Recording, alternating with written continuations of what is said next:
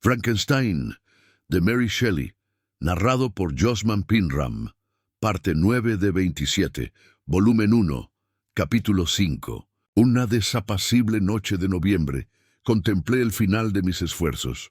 Con una ansiedad rayana en la agonía, coloqué a mi alrededor los instrumentos que me iban a permitir infundir un hálito de vida a la cosa inerte que yacía a mis pies. Era ya la 1 de la madrugada. La lluvia golpeaba las ventanas sombríamente y la vela casi se había consumido, cuando, a la mortecina luz de la llama, vi cómo la criatura abría sus ojos amarillentos y apagados. Respiró profundamente y un movimiento convulsivo sacudió su cuerpo. ¿Cómo expresar mi sensación ante esta catástrofe o describir el engendro que con tanto esfuerzo e infinito trabajo había creado? Sus miembros estaban bien proporcionados y había seleccionado sus rasgos por hermosos. ¡Hermosos! ¡Santo cielo!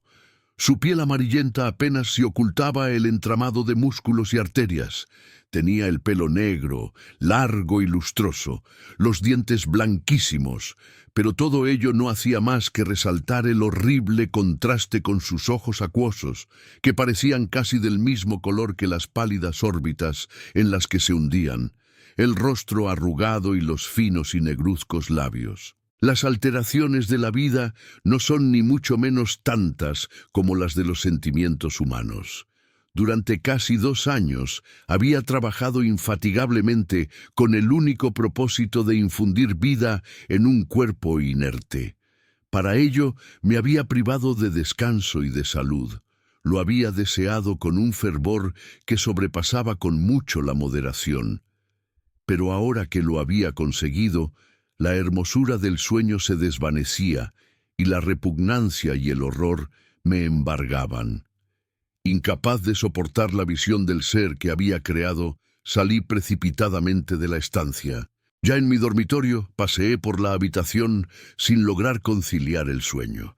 Finalmente, el cansancio se impuso a mi agitación, y vestido me eché sobre la cama en el intento de encontrar algunos momentos de olvido. Mas fue en vano. Pude dormir, pero tuve horribles pesadillas. Veía a Elizabeth, rebosante de salud, paseando por las calles de Ingolstadt. Con sorpresa y alegría la abrazaba, pero en cuanto mis labios rozaron los suyos, empalidecieron con el tinte de la muerte. Sus rasgos parecieron cambiar, y tuve la sensación de sostener entre mis brazos el cadáver de mi madre. Un sudario la envolvía, y vi cómo los gusanos reptaban entre los dobleces de la tela. Me desperté horrorizado. Un sudor frío me bañaba la frente, me castañeteaban los dientes y movimientos convulsivos me sacudían los miembros. A la pálida y amarillenta luz de la luna que se filtraba por entre las contraventanas, vi al engendro, al monstruo miserable que había creado. Tenía levantada la cortina de la cama y sus ojos, si así podían llamarse, me miraban fijamente. Entreabrió la mandíbula y murmuró unos sonidos ininteligibles, a la vez que una mueca arrugaba sus mejillas. Puede que hablara, pero no lo oí. Tendía hacia mí una mano, como si intentara detenerme, pero esquivándola me precipité escaleras abajo. Me refugié en el patio de la casa, donde permanecí el resto de la noche, paseando arriba y abajo, profundamente agitado, escuchando con atención, temiendo cada ruido como si fuera a anunciarme la llegada del cadáver demoníaco al que tan fatalmente había dado vida. ¡Ay! Ningún mortal podría soportar el horror que inspiraba aquel rostro. Ni una momia reanimada podría ser tan espantosa como aquel engendro.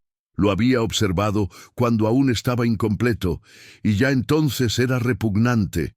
Pero cuando sus músculos y articulaciones tuvieron movimiento, se convirtió en algo que ni siquiera Dante hubiera podido concebir. Pasé una noche terrible. A veces el corazón me latía con tanta fuerza y rapidez que notaba las palpitaciones de cada arteria. Otras, casi me caía al suelo de pura debilidad y cansancio. Junto a este horror sentía la amargura de la desilusión. Los sueños que durante tanto tiempo habían constituido mi sustento y descanso se me convertían ahora en un infierno. Y el cambio era tan brusco, tan total. Por fin llegó el amanecer, gris y lluvioso, e iluminó ante mis agotados y doloridos ojos la iglesia de Ingolstadt, el blanco campanario y el reloj que marcaba las 6. El portero abrió las verjas del patio, que había sido mi asilo aquella noche, y salí fuera cruzando las calles con paso rápido, como si quisiera evitar al monstruo que temía ver aparecer al doblar cada esquina. No me atrevía a volver a mi habitación.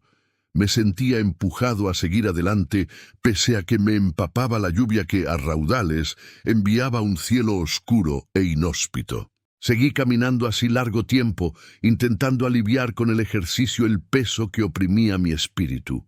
Recorrí las calles, sin conciencia clara de dónde estaba o de lo que hacía. El corazón me palpitaba con la angustia del temor, pero continuaba andando con paso inseguro, sin osar mirar hacia atrás, como alguien que en un solitario camino avanza con miedo y terror, y habiéndose vuelto una vez, continúa, sin volver la cabeza jamás, porque sabe que cerca, detrás, tiene a un terrible enemigo. Así llegué por fin al albergue, donde solían detenerse las diligencias y carruajes. Aquí me detuve, sin saber por qué, y permanecí un rato contemplando cómo se acercaba un vehículo desde el final de la calle. Cuando estuvo más cerca, vi que era una diligencia suiza.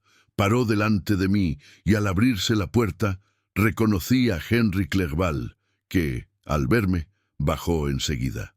«Mi querido Frankenstein», gritó, «¡qué alegría! ¡Qué suerte que estuvieras aquí justamente ahora!». Nada podría igualar mi gozo al verlo. Su presencia traía recuerdos de mi padre, de Elizabeth y de esas escenas hogareñas tan queridas. Le estreché la mano y al instante olvidé mi horror y mi desgracia. Repentinamente, y por primera vez en muchos meses, sentí que una serena y tranquila felicidad me embargaba. Recibí, por tanto, a mi amigo de la manera más cordial, y nos encaminamos hacia la universidad. Clerval me habló durante algún rato de amigos comunes, y de lo contento que estaba de que le hubieran permitido venir a Ingolstadt.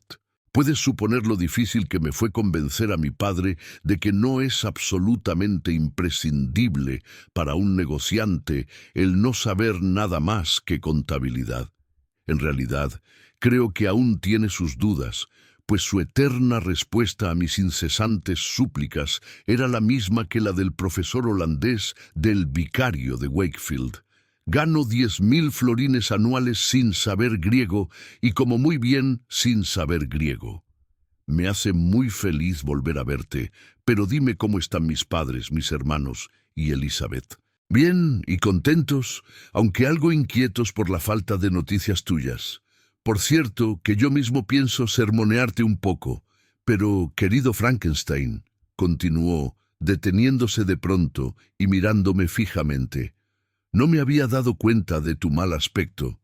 Pareces enfermo, estás muy pálido y delgado, como si llevaras varias noches en vela. Estás en lo cierto. He estado tan ocupado últimamente que, como ves, no he podido descansar lo suficiente. Pero espero sinceramente que mis tareas hayan concluido y pueda estar ya más libre. Temblaba. Era incapaz de pensar, y mucho menos de referirme a los sucesos de la noche pasada. Apresuré el paso y pronto llegamos a la universidad. Pensé entonces, y esto me hizo estremecer, que la criatura que había dejado en mi habitación aún podía encontrarse allí viva y en libertad. Temí ver a este monstruo, pero me horrorizaba aún más que Henry lo descubriera. Le rogué, por tanto, que esperara unos minutos al pie de la escalera y subí a mi cuarto corriendo.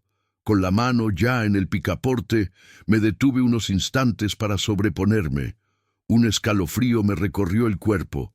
Abrí la puerta de par en par, como suelen hacer los niños cuando esperan encontrar un fantasma esperándolos.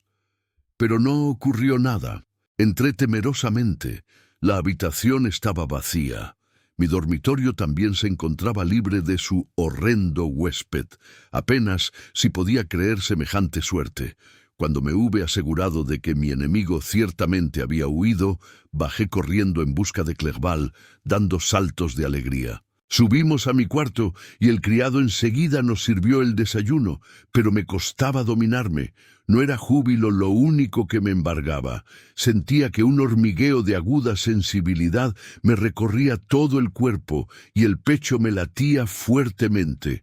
Me resultaba imposible permanecer quieto. Saltaba por encima de las sillas, daba palmas y me reía a carcajadas.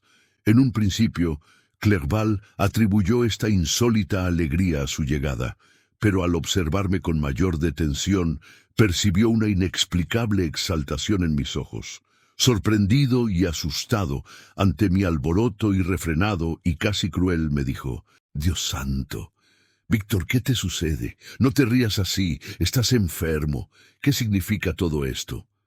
«No me lo preguntes», le grité, tapándome los ojos con las manos, pues creí ver al aborrecido espectro deslizándose en el cuarto. «Él te lo puede decir. Sálvame, sálvame». Me pareció que el monstruo me hacía. Luché violentamente y caí al suelo con un ataque de nervios. Pobre Clerval, ¿qué debió pensar?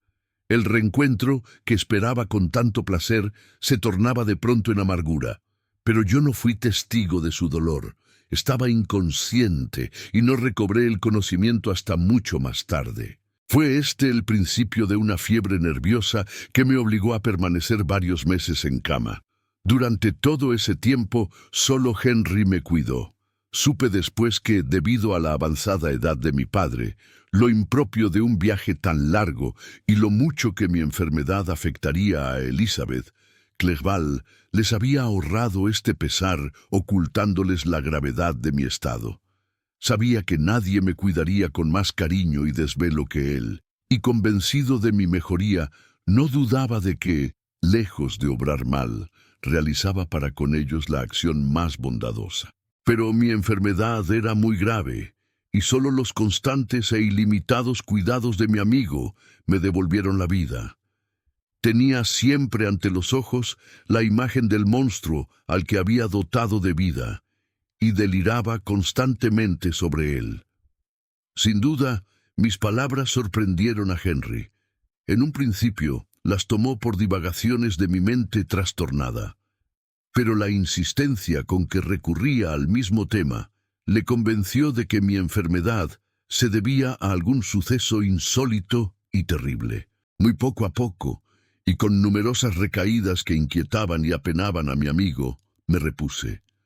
Recuerdo que la primera vez que con un atisbo de placer pude fijar en los objetos a mi alrededor, observé que habían desaparecido las hojas muertas y tiernos brotes cubrían los árboles que daban sombra a mi ventana. Fue una primavera deliciosa, y la estación contribuyó mucho a mi mejoría. Sentí renacer en mí sentimientos de afecto y alegría. Desapareció mi pesadumbre, y pronto recuperé la animación que tenía antes de sucumbir a mi horrible obsesión. «Querido Clerval», exclamé un día, «qué bueno eres conmigo. En vez de dedicar el invierno al estudio, como habías planeado, lo has pasado junto a mi lecho. ¿Cómo podré pagarte esto jamás? Siento el mayor remordimiento por los trastornos que te he causado, pero me perdonarás, ¿verdad? Me consideraré bien pagado si dejas de atormentarte y te recuperas rápidamente, y puesto que te veo tan mejorado, ¿me permitirás una pregunta?» Temblé. «Una pregunta. ¿Cuál sería? ¿Se referiría acaso a aquello en lo que no me atrevía ni a pensar?» «Tranquilízate», dijo Clerval al observar que mi rostro cambiaba de color. «No lo mencionaré si ha de inquietarte, pero tu padre y tu prima se sentirían muy felices si recibieran una carta de tu puño y letra. Apenas saben de tu gravedad, y tu largo silencio les desasosiega». «¿Nada más, querido Henry? ¿Cómo pudiste suponer que mis primeros pensamientos no fueran para aquellos seres tan queridos y que tanto merecen mi amor?» Siendo esto así, querido amigo, quizá te alegre leer esta carta que lleva aquí unos días. Creo que es de tu prima. Fin de la parte 9 de 27. No olvides comentar, darle like, suscribirte al canal y activar la campanita. Nos vemos en la próxima narración.